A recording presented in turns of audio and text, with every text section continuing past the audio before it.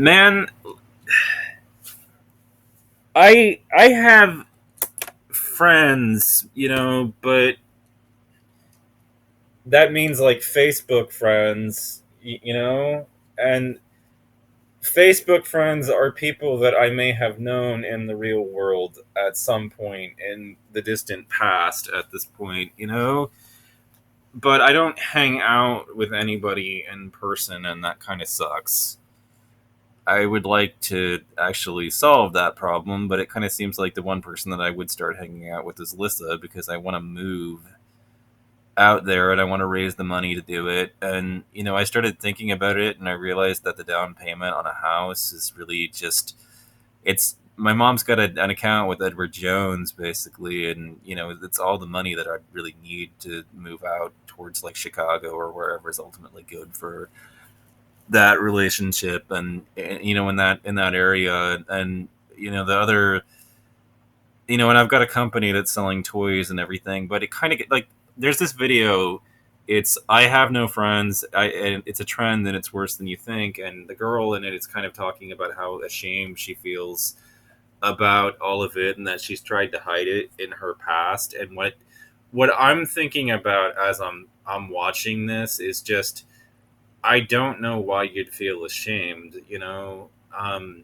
I know that it can kind of be awkward trying to spin that to connect with people, but you're a girl, first of all, so people are always going to be interested in you, being your friend. I mean, that like they're not gonna think, oh, she doesn't have any friends. I guess there must be something wrong with her. Whereas if a guy doesn't have friends, it's a little bit harder for a guy to just start making friends. You know what I mean? Like that's what happens. But as a guy, I'm still kind of struggling on getting my life fully together and getting like all the odds and ends that I would need to have a life that was fully put together in every way that it would need to be independent. I mean, I'm independent in some respects. Like I can fix a computer, for instance, on my own without needing anybody's help. I can do most of the work about fixing it.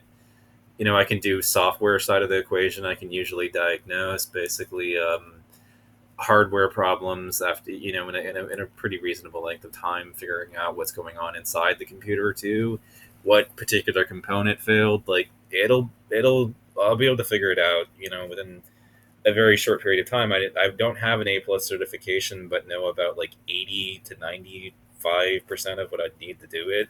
So I don't, and that little like last 10% is like not knowing, like I recognize the cables, because I plug them in and I see them and I work with them, and one plug looks like it's shaped in the right way. I don't necessarily know what the names of all the cables are, and those are little details that filter onto the A+ certification test and everything from CompTIA and everything as far as the IT industry. I know just about enough to get that certification, and I should probably start, making a list of flashcards to really fully memorize it. I mean, this is a problem that I can fix. Okay, like it's not a big deal, but what I'm trying to say is just in such a huge, epic way, though. We have all of these people that are saying that I don't have any friends, and it's like, well, in modern America, it's kind of normal not to know who your neighbors are or really much talk to your neighbors much. We live in a very like people. I know that you can't quite see that, but that thing that's moving in the curtain is like a curtain on my window to prevent people from snooping in on my activity. We live in a culture of people that love privacy. They largely often live quite a bit of ways from their neighbors. They like the sense of separation and everything from other people, and you live in a society. Some people may say otherwise. They might say that there's only individuals, but we so clearly live in a civilization at this point that it's like if you don't accept that, you're just in denial. Sorry, I guess it's not just a river in Egypt. Fucking suck it up, face the truth, and stop being such a delusional child. Open your fucking eyes. We clearly live in a civilization that is so obvious that, to deny it, to say otherwise would simply be to be in denial. So there is a civilization now that is all around us, and be, because of that, this civilization is one that's always been a very capitalist society, that where everything's about the moolah. The dollar is sacred in this country and everything, and it's considered like one of the most important things. So I have friends, but I mostly have friends through networking and cyberspace at this point. Like, and I don't hang out with those people in person anymore. I have really good female friends on Facebook, and the association with them does kind of reflect on me in a very flattering fashion. And the fact that, Megan, I just reconnected with somebody that had blocked me for quite a while and randomly got a friend request from her, and we've been, I like there was some pending drama at the point, like there was some pending like trauma that I had to address with her, but apparently she's now willing to talk to me again, and let the past go. Ultimately, she says she's been through a lot more stuff now at this point, and that's, and I'm basically trying to say, like, I'm sorry, and the things that I'm apologizing for, it's just my friend at that point, in my life, my friend John, who I used to hang out with but I don't hang out with anymore. I hung out with him when I was located in Florida. I don't live in Florida anymore. So down in Florida, we used to hang out, and in person and everything. And the thing is that I went with him one day to go hang out with her, and when we were hanging out, he kind of had me behave as her wingman, even though she agreed to go with him. Like, he took me with him anyways when he went to go see me with him anyways when he went to go see her.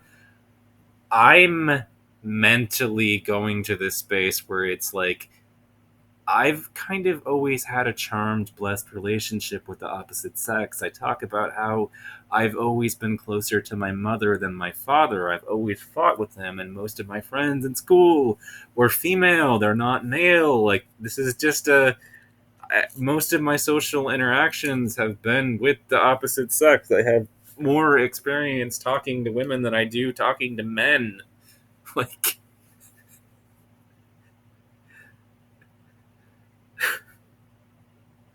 I know this is a very male centric platform to admit that on, but it's the truth.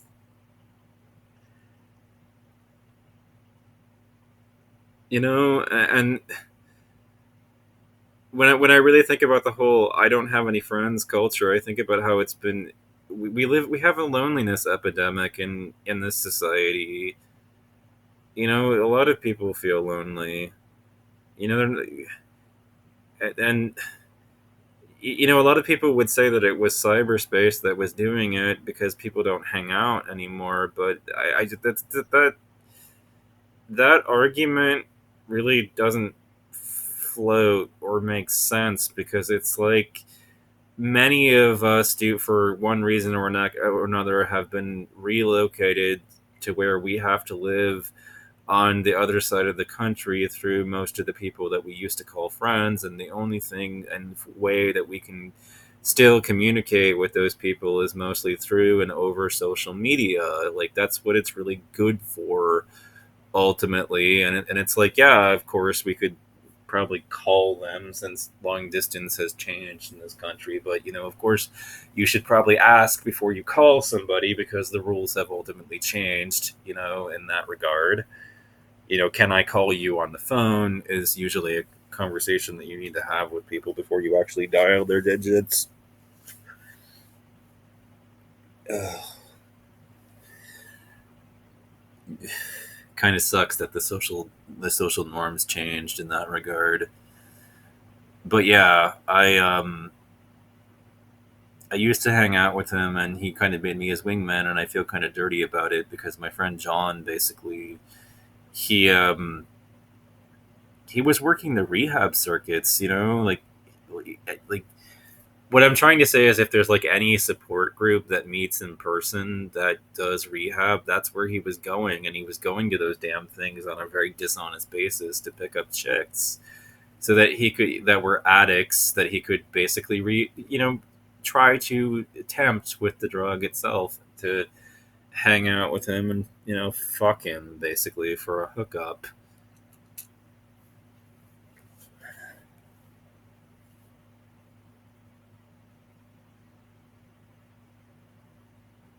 And so I basically said that I was sorry that I made the rather brutal mistake of making him look safe to her. She just suddenly friend requested me, so it's not that there's something fundamentally broken about me, or like I'm a terrible person, or there's something wrong with me that I don't hang out with people in person. It's just me not like going outside enough.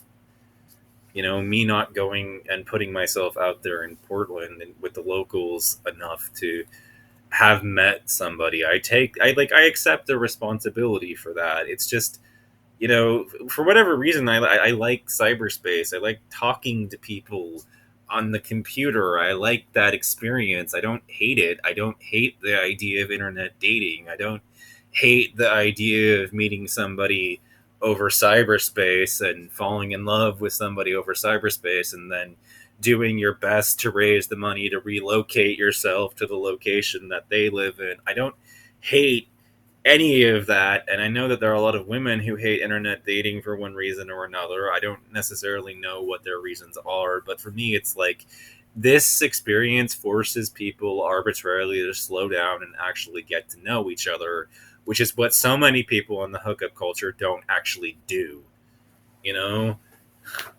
So that's one of the things that I like about the internet dating experience, because you're not going to if you get laid, you're not going to get laid for quite some time. So in that time, you're going to have to be talking to each other, you know, and in that time, you're going to have to be conversing and getting to know each other, and those little exchanges of intimacy that have to build up over time, like it forces you to go through all of that before you even meet. And I like that because it had kind of started to feel like in Florida, dating had gotten to the point where there were complex feelings that were going on that were like, just before I left, there were girls that would come over, right? But the thing was that the problem with a lot of those relationships was that a lot of those girls had a ton of experience dating men, and that experience kind of set a template about what they thought that they should expect from us. And those guys were often very sexually pushy.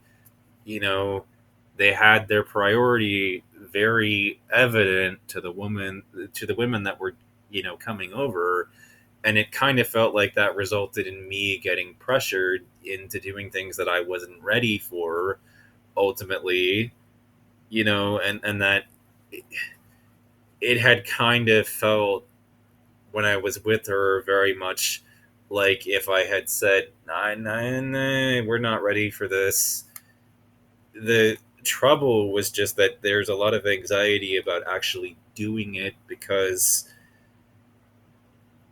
clearly, like, if I'm turned on or something and I don't necessarily want to engage the activity despite being turned on by the idea, it's almost like I have to say that, like, I feel like we're just 16 and that we're not ready for that kind of thing. It's not that I'm not attracted to you, obviously, like, look, but you know what I mean, but the trouble is just like, I think that it's kind of a terrible time to take those kinds of risks, don't you? Think like and it had kind of gotten to that point in the dating market that was down there in Florida, and it was like I didn't know how to process or deal with it or have that difficult conversation. Like it was just, there were people, I could have authentically lost my virginity at 16 if I had been, stupid enough and didn't have my head glued on straight enough to actually, to think, maybe I don't want to knock somebody up at 16 and have to hold her hand through going through the, getting an abortion. Like, I think that, I had a brain to glue on, tight enough to decide not to, even though it was kind of on offer.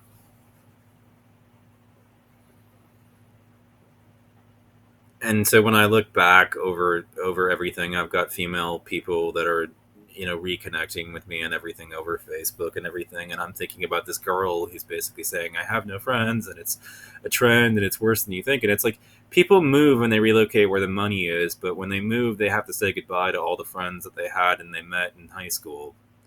They've got to rebuild their lives and everything, and maybe they go on to college and they make a bunch of friends through college, but then they leave college, and what happens to the friends? And it's like, as you get older and older and older, it's kind of like people usually in American society interact with less and less, fewer and fewer people over the course of their lives. And it's just sad that this is the case, because you would want to be a popular person who has a bunch of friends and social supports and everything, but you live in a society and a civilization where people, they go where the jobs are. Ultimately, we're a country of like bootstrappers, who literally will get in our cars and load up trucks to move to the other side of the country because there are jobs that we can take on the other side of the country. And that's been part of the American ethos for a long time, that pursuit of upward mobility. But what happens to a person when they relocate? If they have friends that they met in person before that, now they only interact with them over Facebook. You see how this works? Like, it's really easy in modern society to find yourself in a situation in which you're socially isolated from most other people and you're on your own for the most part, most of the time, from other humans. Like, and that you don't go outside all that often, or if you do, it's only between locations. Like, that's just what happens in our country. I mean, like, I guess I feel more entertained myself indoors.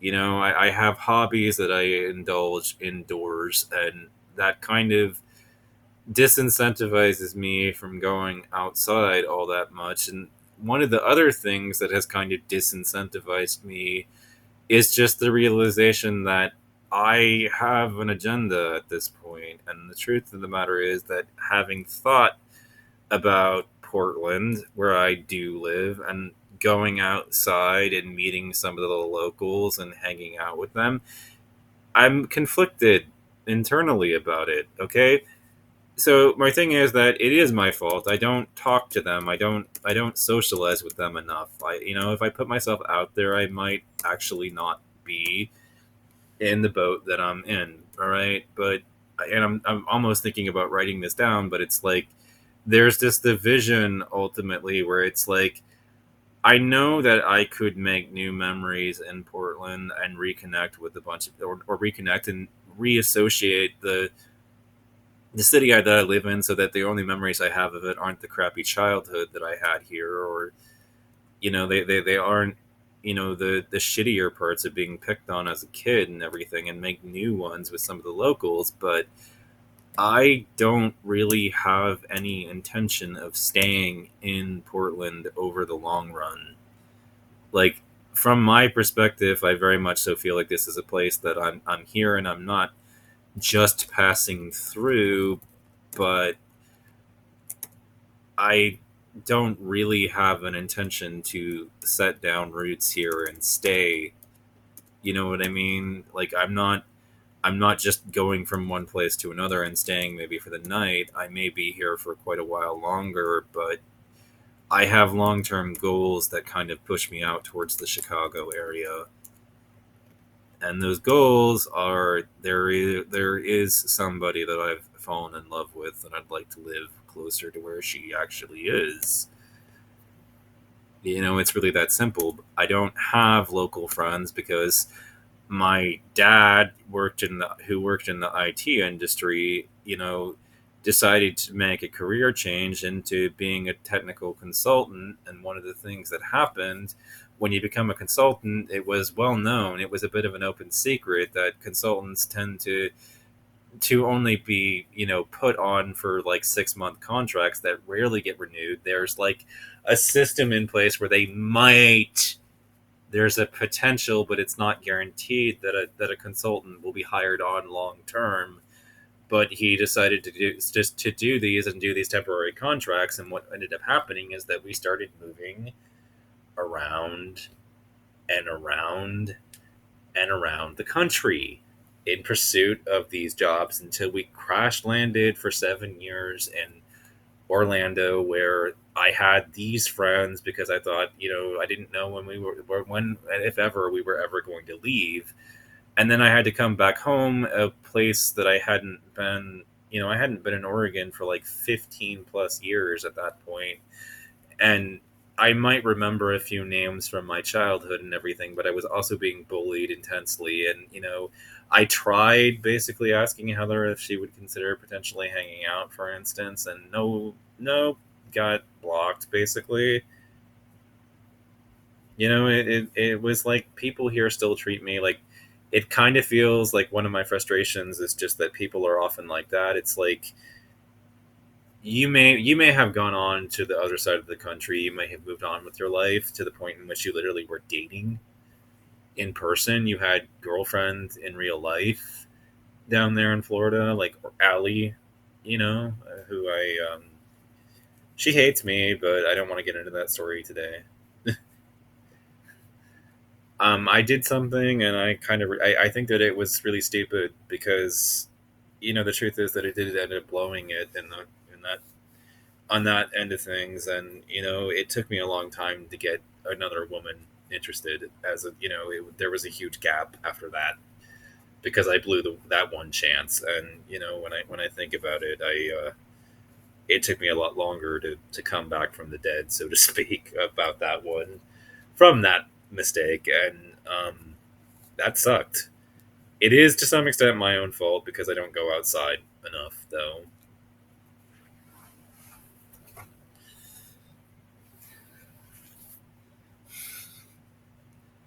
So it's not all on them. But the thing is about the girls from my childhood, like they still kind of think of me like that pathetic dude that everybody made fun of and was like the bottom of the barrel, basically, like had the reputation of the swamp ultimately, and nobody like did a bunch of things admittedly that attracted a bunch of negative attention, and may have grown as a person and stopped doing those things, and is not that person literally had changed their lives to such an extent that it started to fit in, and everybody had one, like in Florida. God, if I told you about my memories about high school, like like it I had been hit in high school with so much attention from the opposite sex that I was fucking drowning in it. I know that it kind of went to my head, and I felt that I was one of the more popular kids, but in reality, the people that were playing football were even more popular.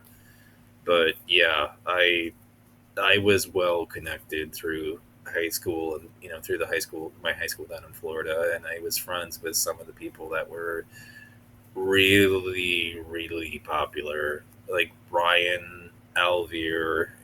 One of the he's been in the news lately from the Pulse shooting since his sister got killed in that tragedy. But we used to hang out in person, and Brian just kind of stopped having time to hang out because Brian was always working, and I had this realization at one point that a lot of the people that I was hanging out with in Florida were basically burnouts and drug addicted losers, and I started to think about what it was that made me willing to hang out with people like that. And it was like, you're doing this processing, and it's like, oh, because the people that I really want to hang out with are all working working, and the only people that are just kind of filtering around without anything to do are people that maybe aren't really all that cool or great of friends at the end of the day, sadly. I mean, it would be nice if the people that had too much free time on their hands were more like me, because I've got a lot of it on my hands, but I don't abuse drugs unless you kind of count like the soda, and I mean, I guess I would say stop glamorizing caffeine addiction because I'm addicted to it, and it's kind of, at 36 at this point, it's a diabetes risk among other things, and it's like the other part. Oh God, like. Ugh.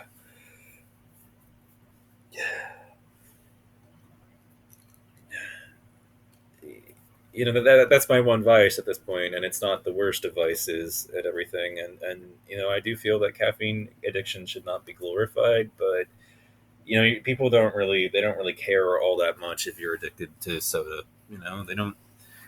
It's not that terrible in the grand scheme of things, but compared to like meth.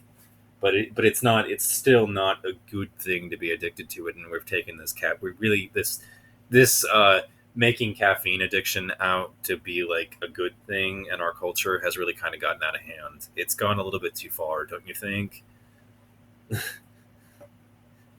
But so yeah, I kind of think that that's a bad thing. But yeah, no, I mean, I was hanging out with druggies and burnouts because mentally what I was processing was basically, if I don't take a more tolerant stance on these issues, if I don't accept people that abuse drugs into my world, then I'm not going to be able to hang out with very many people at all. And so I kind of adapted myself to that sort of motive. I decided that I was willing to hang out with people that use drugs, even if I wasn't interested in using the drug myself. And so a lot of those people are human to me. They're not like drug addicts are people too, but maybe they're not exactly the kinds of people that you want to make friends with and hang out with, if you know what I'm saying. And John was a terrible person, and I'm glad that Megan has decided to give me another chance at being her friend and everything, even if it is only over Facebook. But yeah, I feel like this I have no friends trend. It's like this is American society. We don't we live in a country that's a little bit isolated from their neighbors, where I don't know if you can see them, the curtains up here, like privacy is a thing. People largely don't like to be cloistered close to their neighbors. They like to, my trailer park unfortunately just feels a little bit too close to both the people on both sides. People usually in this country don't actually know their neighbors or talk to their neighbors very often. I sometimes talk to the guy next door every now and then, and I know Ruth. I take her garbage cans and everything every couple of days and everything, and we I barely talk to her every now and then and everything, but I'm aware of her, my neighbor on the other side of this park and everything. I mean, I'm aware of that, but that even that is unusual in American society. I mean, people often don't even know who the people living right next door to them are. It's just a norm in American society, and it's a fucked up thing. And it's like, no wonder we've got a fucking loneliness epidemic. But you know, what else do you want me to fucking say? That's how it fucking is.